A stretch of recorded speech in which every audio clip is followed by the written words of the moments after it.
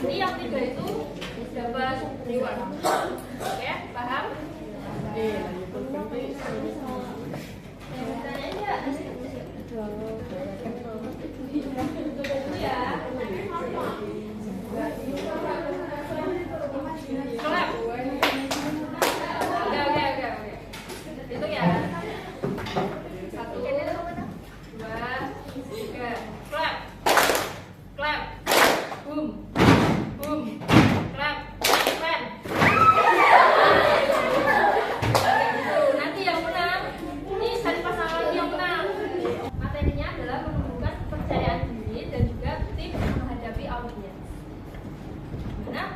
Misalnya teman-teman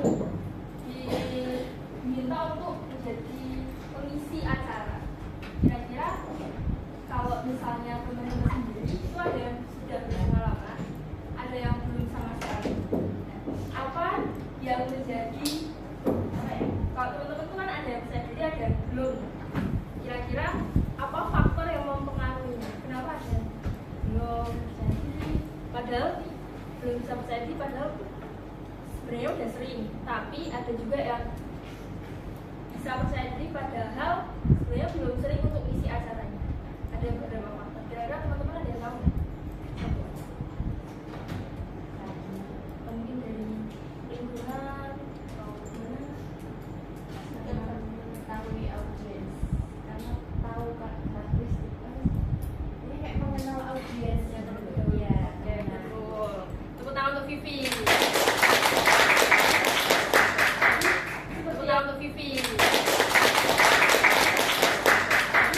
Seperti yang minggu kemarin kita bahas, jadi ada beberapa faktor ya yang bisa mempengaruhi kepercayaan diri. Bagaimana cara menentukannya? Nah, sebelum masuk ke materi, bagaimana caranya? Ada beberapa capaian pembelajaran yang akan kita lalui pada pembelajaran kali ini. Yang pertama itu ada definisi dari kepercayaan diri itu apa. Terus yang kedua faktor-faktor yang mempengaruhi, ciri-ciri, tips, konsep audiens, macam-macam audiens, dan juga yang terakhir tips menghadapi audiens. Nah, dari definisi percaya diri sendiri, keyakinan yang dimiliki oleh setiap individu. Jadi keyakinan pada setiap seorang dalam menyampaikan sebuah materi gitu ya, kalau pada public speaking. Nah, biasanya kalau pada public speaking itu kepercayaan diri itu bisa saat kita menyampaikannya tuh lebih tegas, atau mungkin tidak terlihat gugup, cemas. Jadi percaya diri itu sendiri biasanya tentang gimana kita cara menyampaikannya di depan banyak orang. Nah, selanjutnya yaitu faktor-faktor yang mempengaruhi kepercayaan diri. Yang pertama itu ada pengalaman. Jadi pengalaman sendiri itu pastinya juga sangat pengaruh ya. Kalau misalnya seorang pembicara sering melakukan pengisian pada acara, misalnya jadi mengisi acara di seminar gitu, atau misalnya di MC, itu kan pasti pengalamannya banyak untuk public speaking. Nah, kalau misalnya disuruh untuk menjelaskan suatu misal presentasi, itu akan beda dengan teman-temannya yang biasanya jarang gitu ya untuk tampil di depan publik. Yang kedua yaitu persiapan. Persiapan sendiri itu bisa berupa persiapan materi. Jadi materi yang akan disampaikan itu biasanya dipelajari dahulu. Jadi nggak hafalan. Jadi teman-teman kalau misalnya paham sama materi yang akan disampaikan itu nggak perlu hafalan banget. Karena kalau tiba-tiba grogi atau lupa itu kan nanti gitu kan. Tapi kalau misalnya menguasai materi nantinya bisa improve sendiri gitu kan. Nah, terus yang ketiga yaitu dukungan sosial. Jadi motivasi dari lingkungan, bisa dari keluarga, bisa dari teman, kasih juga bisa. Jadi kalau misalnya punya pacar gitu, terus disupport waktu misalnya kalian mau pidato di depan atau jadi MC, terus pacar kalian datang nyemangati, itu kan beri semangat ya, jadi lebih pede, terus jadi lagi harus bisa dong gitu.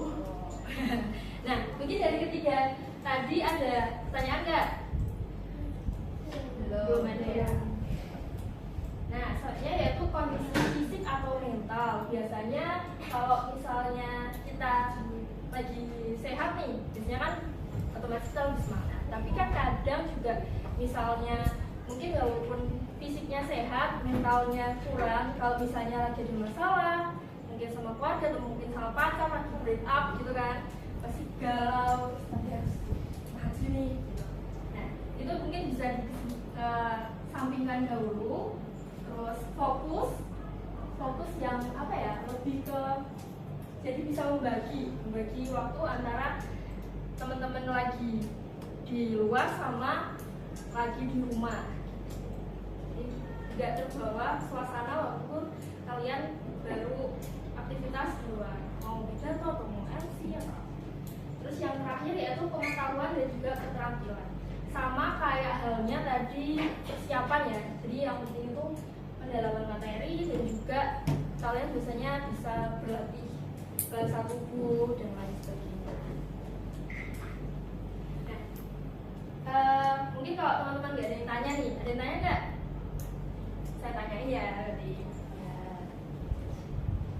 Nah, dari faktor yang mempengaruhi kepercayaan diri ini, kalau dari teman-teman sendiri,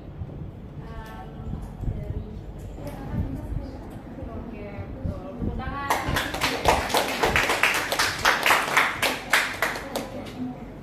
Oke, karena sudah sampai ke uji materi ya,